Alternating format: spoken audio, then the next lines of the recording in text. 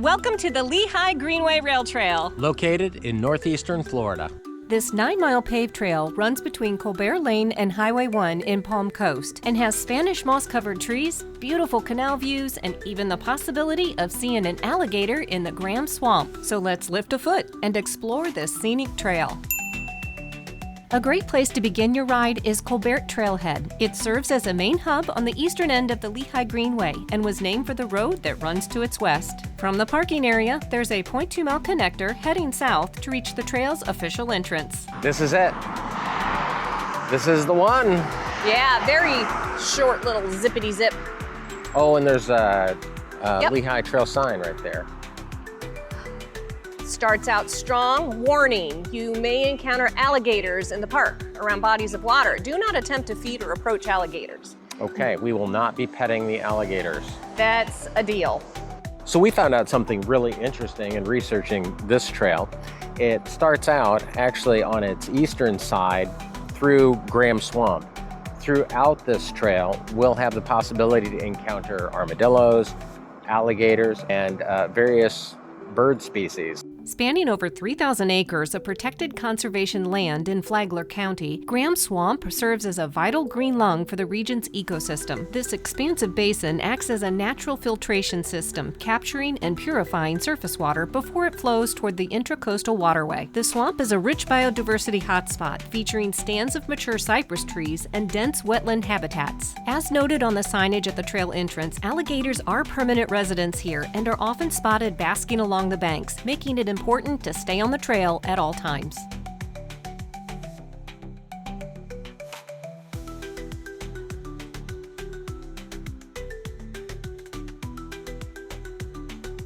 So you can see in the canopy up above us, all the trees are covered with Spanish moss. And I always understood that Spanish moss was harmful for the trees. Actually, it's not harmful to the trees. They coexist with the trees. The only time Spanish moss is harmful to the trees is when there's just too much of it, and it can weaken the trees by covering up its leaves and limiting how much sun it gets. Something interesting we found out about Spanish moss is it's neither Spanish nor is it actually moss. It's actually more closely related to bromeliads, and it simply uses the trees as a host to live off the moisture in the warm Florida air. And it gets its nutrients from the air, kind of like an orchid. One warning about Spanish moss, though, is it can harbor chiggers. So if you go to touch it, live Spanish moss on a tree, you can get a pretty unpleasant surprise by getting chiggers on your skin. In the late 19th and early 20th centuries, Spanish moss was processed into what was commercially called vegetable hair. It was highly prized because it was resilient, didn't pack down like cotton, and most importantly, it was naturally resistant to the destructive moth. One of Florida's biggest customers was the automotive industry. Henry Ford used Spanish moss to stuff the seats of his Model T automobiles in the early 1900s. It's a common Florida legend that some early Model T owners complained of chiggers biting them through the upholstery because the moss hadn't been cured properly. And although the tale still circulates among Floridians, its historical accuracy remains up for debate.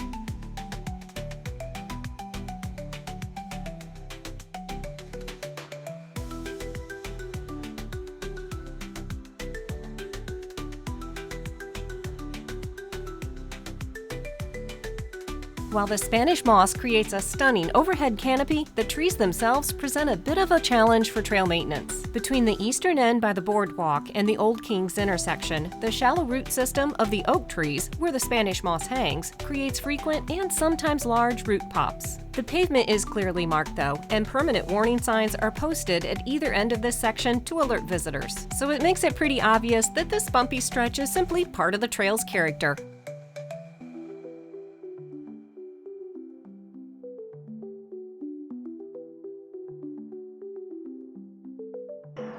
The reason this rail trail is here is because of the Lehigh Portland Cement Company. They established a quarry here to mine out a stone called Coquina. Coquina is a local stone, and it gets its name from small seashells. That's what it means in Spanish, small seashells.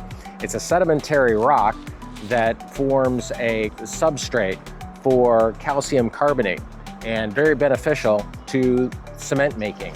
The stone is quarried out, it's crushed, and then it's fired and turned into lime and then incorporated into concrete. When they established the quarry, they did it in this location because the Coquina stone was really close to the surface of the earth. And so they didn't have to dig very far to get the stone.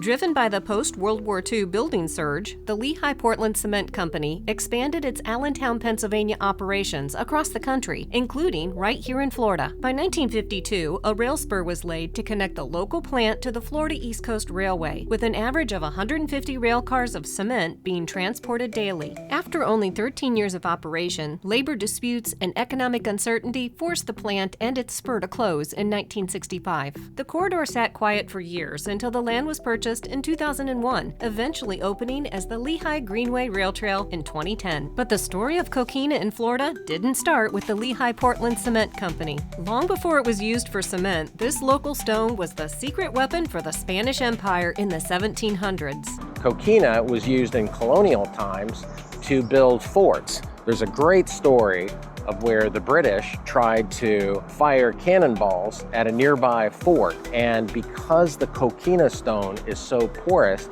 it actually acted as a sponge and absorbed the British's cannonballs, making it the nickname bulletproof stone. Whereas other stones like limestone or granite, though they're tougher, actually shatter with the impact of a cannonball.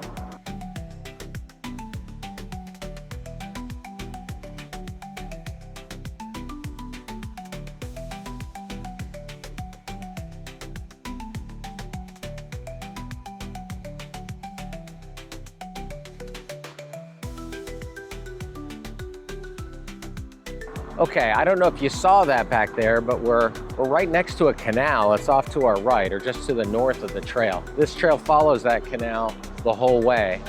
Originally, the canal was built for drainage, and it provided drainage for both the quarry operation as well as to secure the surrounding area and protect it from flooding, inland flooding. So it protected the rail line or the rail cars that would travel on this rail bed, as well as handle the industrial runoff or the pumping that had to be done to keep the quarries clear. And you can just see a glimpse of it over there, though, I mean, looking at it now, it just looks like a modern drainage ditch, but it's much more than that. The canal running parallel to the trail is known as the Lehigh Canal, and its history is tied directly to the industrial story of this corridor. While it is called a canal today, it largely began as a borrow pit. To build the rail spur through the low-lying Graham Swamp, engineers needed massive amounts of fill dirt to create the elevated embankment for the tracks. They dug that earth conveniently from directly alongside the line. That left behind a long trench that eventually filled with water, providing vital drainage for the railroad and the quarry.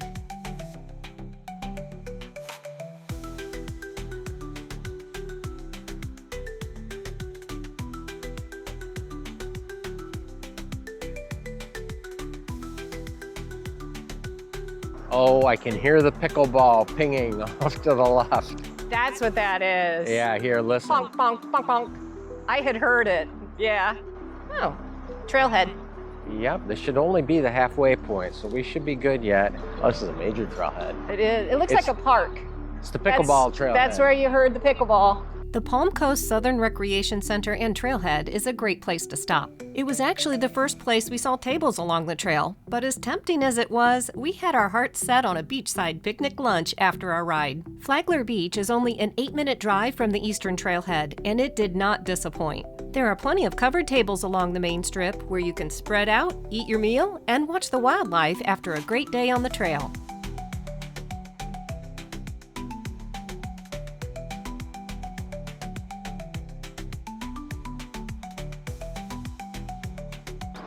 Looks like we've got another exciting crossing here. Oh, and there's another bike fix-it station. They've got them everywhere. I'm assuming to the right or to the left. Which way do we go? While the Greenway is mostly straightforward, there are a few unmarked turns that can be a bit confusing. So if it's your first time on the trail, it's a good idea to have a GPS or a trail map handy just to stay on track.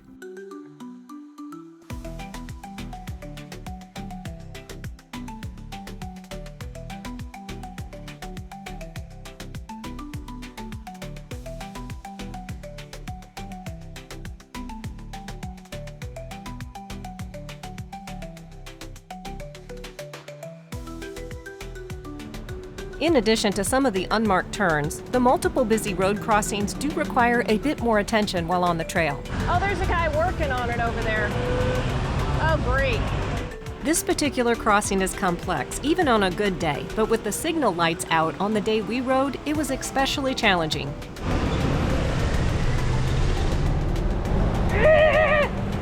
While pedestrians and cyclists officially have the right-of-way in these crosswalks, you can't assume every driver knows the law or even sees you.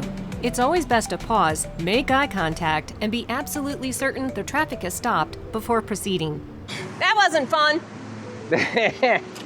All right, we go up here and to the right? Yeah, you'll see it. Actually, I can see it.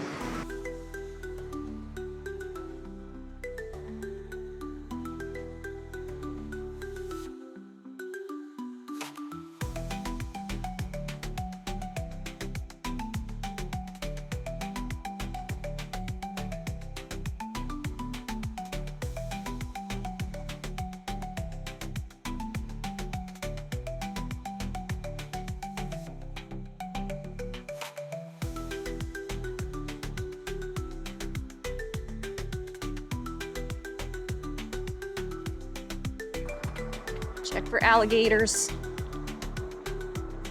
There's a very large fish. Oh my gosh. Do you see him down there? A big boy? He's right down there. Yeah, he is hanging out in that area. Oh, I think that's his nest. Wow. I don't know what kind of fish that is, but he's a big boy. From the largemouth bass hiding in the shadows to the prehistoric-looking Florida gar, these waters and its fish are in a world all their own. If fishing, anglers over 16 will need a valid fishing license, and because these are public waters, bag and size limits are also enforced. You can find licensing information and current regulations through the Florida Fish and Wildlife Commission's website.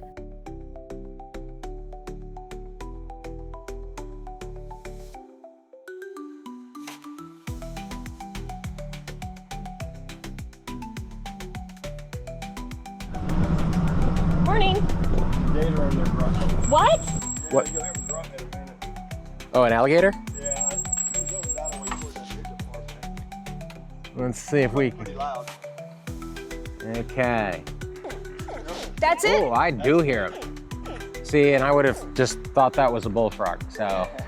Yeah, I would have thought it was a bullfrog too, so thanks for pointing it out. Now, those are gators, and they're coming into mating season, so they're gonna get more active. Oh, okay, all right. You can't beat local knowledge when you're exploring. We stopped to chat with Tom, a lifelong Floridian and fellow trail rider who shared some incredible insider tips. He didn't just point out the gator in the canal, he alerted us to a much larger resident living on the Moody Blvd spur, which we had passed earlier in the day. With that kind of a lead, we knew exactly where we were heading on our return trip.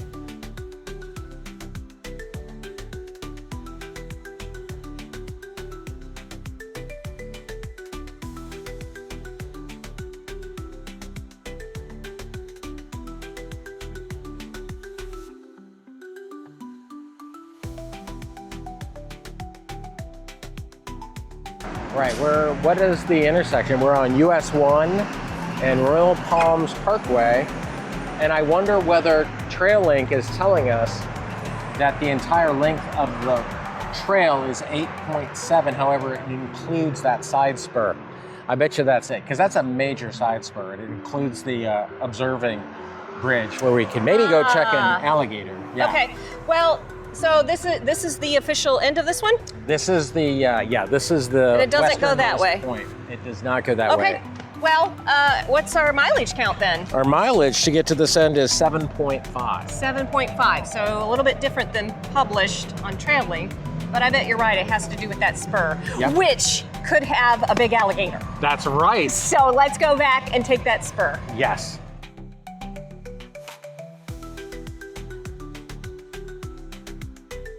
Turning onto the spur toward Moody Blvd, we realized we had almost missed a very scenic part of the journey. This path leads you directly into the heart of the Graham Swamp Conservation Area, where the pavement gives way to sweeping boardwalks over the wetlands. As you make your way through these spans, the atmosphere completely changes. You're surrounded by the ancient oaks draped in heavy Spanish moss, and you feel like you're gliding right above the water. We spent a good portion of this stretch just spotting various water birds and turtles tucked into the reeds and logs along the water's edge. bridge. The spur eventually leads to a real architectural standout, the Flagler Greenway's pedestrian bridge. Before the bridge was opened in 2023, cyclists and hikers had to navigate the high-speed traffic of State Road 100, which was a significant barrier to the safety and enjoyment of the trail. The geometric lines of the A-frame are incredibly eye-catching, but there was a very practical reason for building it that way. The design allowed the bridge to be prefabricated in sections and then dropped into place, which kept the construction time and the traffic delays on Moody Blvd to a minimum.